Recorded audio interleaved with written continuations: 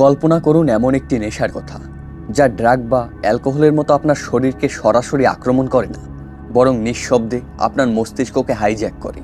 এটি আপনার হাতের মুঠোয়, 24 ঘন্টা ফ্রি এবং সম্পূর্ণ গোপন।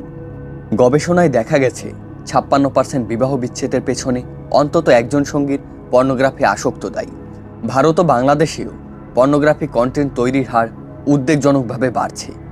আজ আমরা জানব কিভাবে এই অদৃশ্য মরণফাঁদ আমাদের মস্তিষ্ক, সমাজ এবং আত্মাকে ধ্বংস করছে। আধুনিক বিজ্ঞান এবং প্রাচীন হিন্দু শাস্ত্রের আলোকে আমাদের মস্তিষ্ক আনন্দ পাওয়ার জন্য ডোপামিন নামক এক রাসায়নিকের উপর নির্ভরশীল। সাধারণ খাবারে ডোপামিন বাড়ে 150%, কিন্তু পর্নোগ্রাফি এই স্তরকে 250%-এর বেশি বাড়িয়ে দেয় এবং ঘন্টার পর ঘন্টা বজায় রাখে। একে বলা হয় সুপার নর্মাল স্টিমুলাস। বারবার এই তীব্র উত্তেজনা পাওয়ার ফলে মস্তিষ্ক রিওয়ার্ড সার্কিট তার স্বাভাবিক ক্ষমতা হারিয়ে ফেলে। ফলে আসক্তি ব্যক্তি সাধারণ জীবন থেকে আরও আনন্দ পায়। ভয়াবহ তথ্য হলো, অতিরিক্ত পর্নোগ্রাফি দেখলে মস্তিষ্কের প্রিফ্রন্টাল কর্টেক্স বা সিদ্ধান্ত নেওয়ার ক্ষমতা সম্পূর্ণ বা আংশিক শারীরিকভাবে সংকুচিত হয়, যাকে বিজ্ঞানীরা বলেন ধূসর পদার্থের ক্ষয়। এর ফলে তৈরি হয় ব্রেন ফগ এবং মানুষ তার ইচ্ছাশক্তির উপর নিয়ন্ত্রণ হারায়। আধুনিক বিজ্ঞান যা বলছে, হাজার হাজার বছর আগে ধর্মগ্রন্থে তার সতর্কতা দেওয়া হয়েছিল।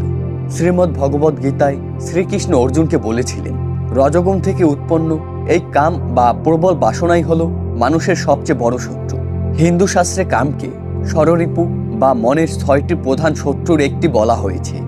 গীতার 2য় অধ্যায়ে পতনের একটি সোপন বর্ণিত আছে। বিষয়ের চিন্তা থেকে আসক্তি, আসক্তি থেকে কামনা, আর সেই কামনা বাধাগ্রস্ত হলে তৈরি হয় মোহ এবং স্মৃতিভ্রম। পর্নোগ্রাফি ঠিক এই মোহ বা বিভ্রান্তি তৈরি করে মানুষকে পশুত্বের স্তরে নামিয়ে নেয়। স্বামী শিবানন্দ পর্নোগ্রাফি দেখা বা কামুক চিন্তাকে চক্ষুর ব্যভিচার বলেছেন। পর্নোগ্রাফি কেবল মস্তিষ্ক নষ্ট করছে না, এটি নারীকে কেবল একটি যৌন বা সামগ্রী বা অবজেক্ট হিসাবে দেখার মানসিকতা তৈরি করছে। এর ফলে পুরুষদের মধ্যে পর্নো ইন্ডাস্ট্রিজ ইরেকটাইল ডিসফাংশন দেখা দিয়েছে, যা তাদের বাস্তব দাম্পত্য জীবনকে বিভীষিকাময় করে তুলেছে। 56% বিবাহ বিচ্ছেদের কারণ এই পর্নো আসক্তি। কিন্তু এই অন্ধকার থেকে ফেরার পথ কি? সদ্গুরু বলেন, ছোট আনন্দের ত্যাগের জন্য জীবনকে আরো বড় আনন্দের সন্ধান দিতে হবে। যোগ ও ধ্যান সেই স্থায়ী আনন্দ দিতে পারে।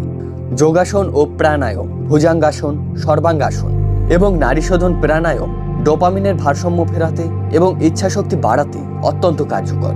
রাজকীয় ও তামসিক আহার বর্জন করে সাত্ত্বিক খাদ্য গ্রহণ করে মনকে শান্ত রাখে। জীবন আপনার, সিদ্ধান্তও আপনার।